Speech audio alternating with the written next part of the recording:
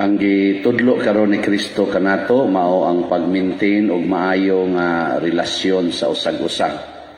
Aron dili ta magka buwag-buwag, di magkaaway. Kay ngano man importante kaayo ang duha o tulo.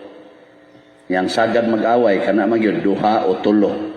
Sa inyong balay wala pa mo nag-away. Kaya nagpuyo mo diya, mga duha, tulo, ana. Nya maura ba dayon ni magkinusmuray sa mga naong? No.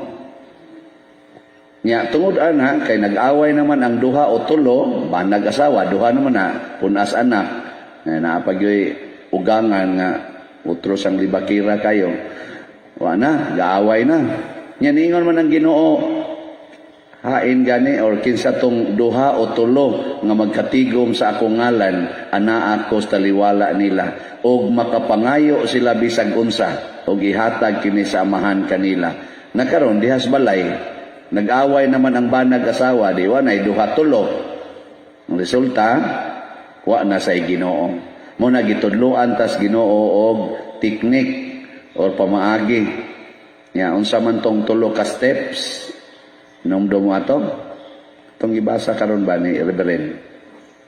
Kung ang imong isig katao nakasa nimo or nakapahiubos nimo, adtua siya nga kamurang duha. Pasabot, wa usay libak-libak, ayaw usay ipanabi sa laing tao, ayaw usay i-post sa Facebook. Nguban sa dayon day post sa Facebook kalamig yung patyon aning atong kuyog nga wagi ana nya makahibaw din tibo kalibutan mo comment kinsa man na day isa da nahibaw na ka oy ngutana pa ka ana nya wa intay kalibutan ang gilibak so ayaw na siya ayaw sa i-post sa Facebook atua kun ang pari nakasa atua sa kwarto ay lag kumpiyansa ana Sikrito ko na ba? Secret. Nya dito pailaha siya sa iyang sayop. Unsa may hinungdang nahiubos kaniya. Nya kung dili mo dawat, mo dinay, pagdaog, saksi, mga usa o duha. Kadtong aktual ba nga nakasaksi sa iyang gibuhat nga mao'y nakapahiubos nimo. Nya kung dili pa gyud mo tuo, una pa isulti sa simbahan.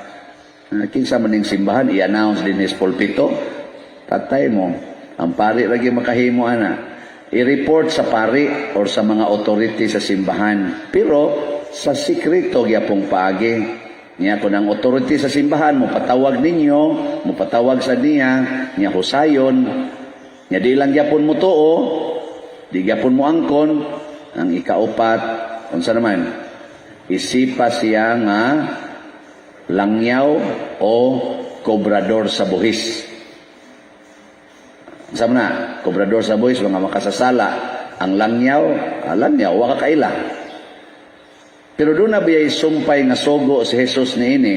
Ingon siya, kung ang usa ka langyaw, gigutom, pakana. Kung ang usa ka langyaw, giuhaw, paimna. Kung ang usa ka langyaw, hubo, bistihi. Kung ang usa ka langyaw, masakiton, alimahin. Ug ang usa ka langyaw gani way balay sa iyang ingon. Pasudla sa inyong balay. So kung ang imong bana nangabit, nahiubos kaniya, imo siyang gidool sikreto, nangabit man kadong, anong buang ka diyan, ngabit ko tong taka lang nagtabi. Doon ay nakasaksi, gidani mo. O bitaw, nangabit kabit, bitaw mo sa kay silingan, doon mi ana. Naon guys, di kaya pumuangkon. Pero bana na ni mo.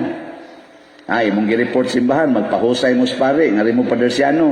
Nya ako bong atubangon, mo ingon lagi po imong bana kapadir, kapataka, lang gining tabi ning asawa. Masa di jagi, ango-ango naman tingali ni. Ana, yang sa may imong buhaton, isip asawang buutan. Isipan na lang to siya nga, langyaw, stranger, or tax collector. Yang sa may imong buhaton, igabot sa inyo. Imo siyang tinggan o dili? Tinggan. Mutimog yung kaniya. Ngayon ka, mga ta, stranger. Doon na to siya. Inya, iniglakaw na niya. Stranger god. Iglakaw niya pa doong skabit. Inga, to anan stranger ay. So di na ka mahiubos. Kaya di naman to ni mo ba na stranger naman. Nya dangtang mga tulo ka adlaw ni uli kaala ni uli ang tax collector daay ano. Di na ka magsigi og kanang gumbol. Nya mingon di siya gutom man ko daay ingon di ka ana gigutom sang stranger daay. Sige sa stranger ha ako sa kang lungagan. Lutuan kay pakan aman ang gigutom. Uy nisuod mas imong kwarto. Okay, banag na nimo. Mutupad man imong higdaw sa may mong buhaton. Wa na ra ba nagisugo sa Ginoo? Di maingon na ka di so siya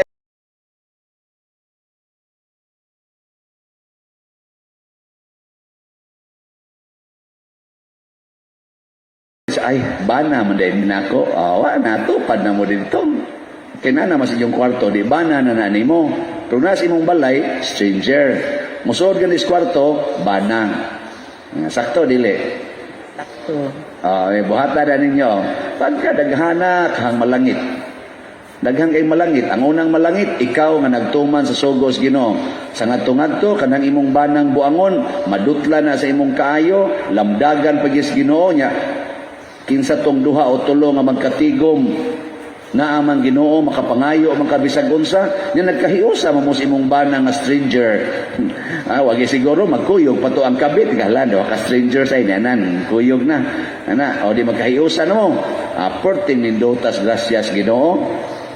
Sa unang pagbasa, ningon diha, ang himaya sa Ginoo milabaw sa kapanganuran. Matod pa ni kaning kuan giingon ni Ezekiel, nakita niya nga lupad ang himaya sa Ginoo. Daghan kay kamatay diri sa ubos. Ang hastang taga templo nangamatay, pero ang himaya sa Ginoo milutaw ngadto sa babaw sa ato pa. Ikaw nga nagsunod sa Ginoo dili ka mamatay dili ka maapil ato mga dugo nga ming sana pasa dito sa templo nang nakahugaw-hugaw dito sa templo di ka maapil sa kahugawan dadon ka sa mga kirubin dadon ka atong putig sinina nga nakita ni Ezekiel sa unang pagbasa labaw sa kapanganuran.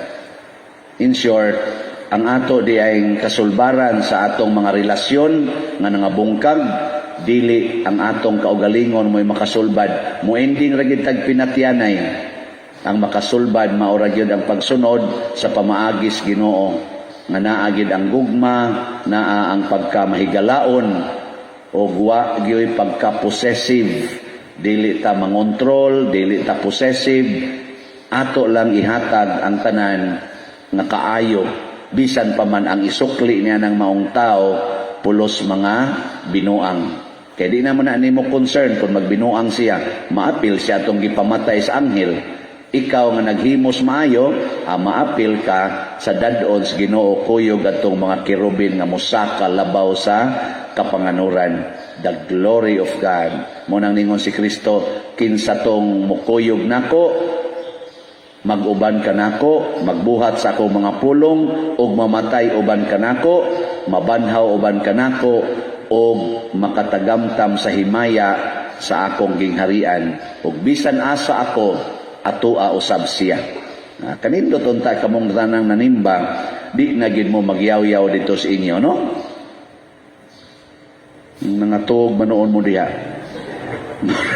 mura mamog mga kirubin nga way pako sige manindog na ta pagampo sa katawhan. Ang Ginoo nagdasig kanato na iyang mga katawhan sa pagsinabtanay o paghiusa kanunay.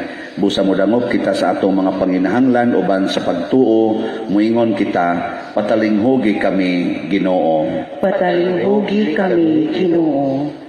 Alang sa simbahan, kamahimo pa siyang lig-on sa pagsangyaw sa pagtulunan ni Kristo, umupalambo ang kayusahan sa katawhan, magampo kita sa Ginoo. Patalinghugi kami Ginoo. Alang sa atong nasod nga karon gihulga sa daghang kahiwian ug kadautan nga pinaagi sa pagsinabtanay sa matag usa, ang tanang tawo magkahiusa sa pagkabot sa kalinaw ug kaisahan. Magampo kita sa Ginoo. Patalinghugi kami Ginoo. Nga ang mga masakiton nga nataptan nining COVID-19 virus makabato na og hingpit nga kaayuhan, magampo kita sa Ginoo, katalinghugi kami Ginoo.